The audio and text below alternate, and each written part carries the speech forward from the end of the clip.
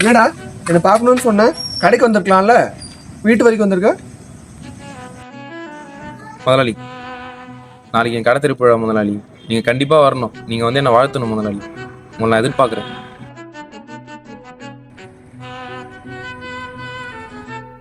டேய் சூப்பர்டா, என் ஹோட்டலுக்கு எச்சில் எடுக்க வந்த பையன்டா நீ. இன்னைக்கு உனக்குன்னு ஒரு ஹோட்டலே ஆரம்பிக்கிறேங்கிற போது எவ்வளவு சந்தோஷமா இருக்கு தெரியுமா? இதுக்கெல்லாம் வந்து நான் காரணம்னு நினைக்கும் போது ரொம்ப சந்தோஷமா இருக்குடா.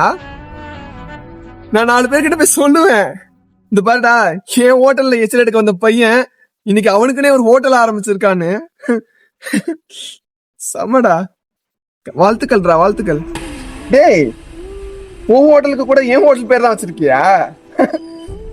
நீ நன்றி உள்ள நாயின்னு தெரியும்.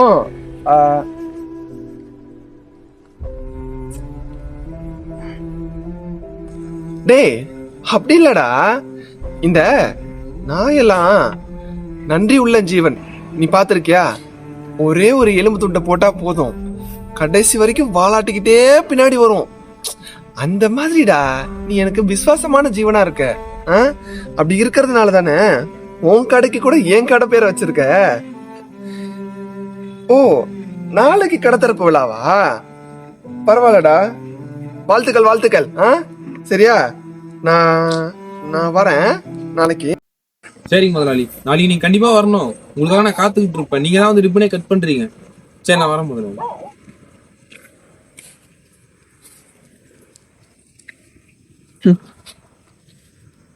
நான் ரிப்பன் கட் பண்ணுவேன்.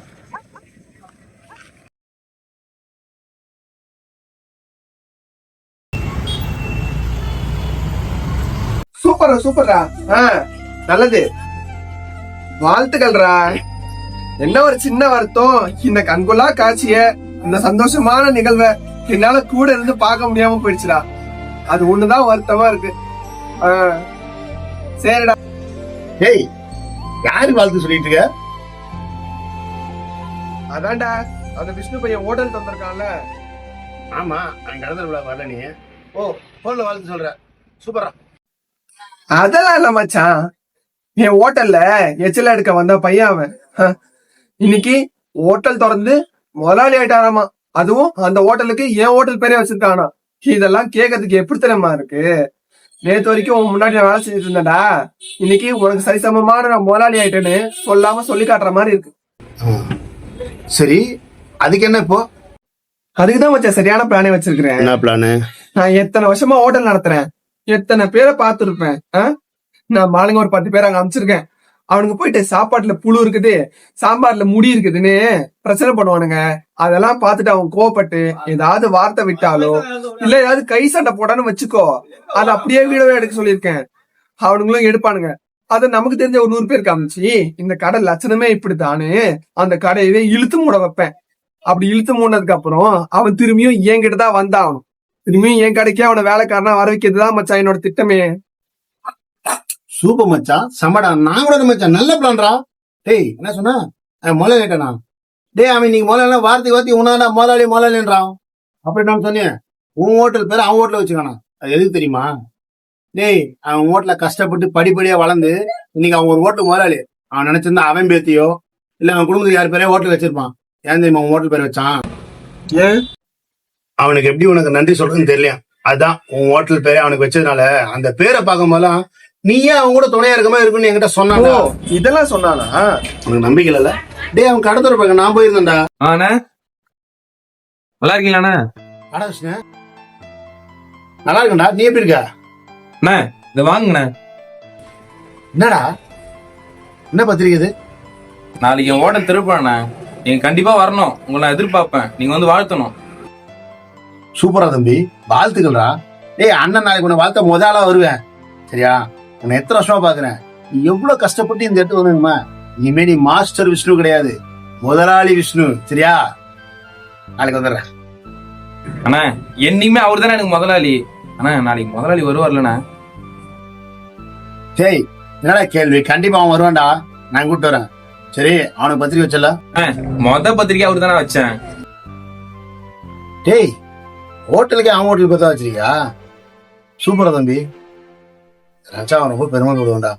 என்னண்ணா இப்படி கேட்டீங்க? இன்னைக்கு நான் இந்த இடத்துல இருக்கிறதுக்கு காரணமே அவரு தானே. அதுவும் இல்லாம அவருக்கு என்னோட நன்றி கடனை எப்படி செலுத்துறதுன்னு தெரியல.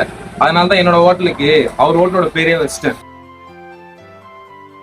அண்ணா அந்த ஹோட்டலோட பேர் பாக்குறப்பெல்லாம் முதலாளியே என் கூட துணையா இருக்க மாதிரி இருக்கும்ண்ணா. அண்ணா அன்னைக்கு முதலாளி கண்டிப்பா வந்துருவார்லண்ணா. அதான் தெரியுமே. உனக்கு தெரியாதுன்னு சொல்ற மச்சான். அவன் கடத்தல் நான் போயிருந்தல, அவனை வாழ்த்து 50 பேர் வந்தாங்கடா. ஆனா அவன் கண்ணு பூரா உன்ன மட்டும் தான் தேடிச்சு. அவன் மனசு பூரா நீ வரலேன்னு ஏங்கிச்சு. டேய் அவனை அழிக்க நினைக்கல, அவன் அழிஞ்சானா அவன் மட்டும் அழிய மாட்டான்டா, நீ என்ன அழிவு. நான் ஏன்டா அழிய போறேன்? ஏதாவது லூஸ் மாதிரி பேசிக்கிட்டு இருக்காத. டேய் நான் கேட்டதான் பேசுறேன். இதே அந்த பையன் நல்லா இருந்தான்னு வச்சுக்கோயேன், ஒரு 100 பேருக்கு நீ உதாரணமா இருப்ப. சூப்பரா கணேஷ்ல வேலை செஞ்ச பையனை முதலாளிக்கு அழகு பார்த்துருக்கான்னு.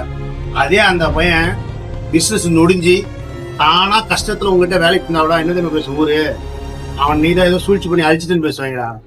டேய் ஊர்ல 4 பேர் 4 விதமா பேசதான் செய்வானுங்க. அதுக்கெல்லாம் பயப்படுறாளா நானு? இப்ப கூட செய்யற தப்புன்னு யோசிக்கலாம் மச்சான். டேய் நீ மத்தவனுக்கு பயப்படாதா, உன் மனசாட்சிக்கு பயப்படு. டேய் நீயே கஷ்டப்பட்டு உழைச்சி இன்னொருத்திட்ட வேலை பார்த்துக்கதான் இன்னைக்கு முதலாளி.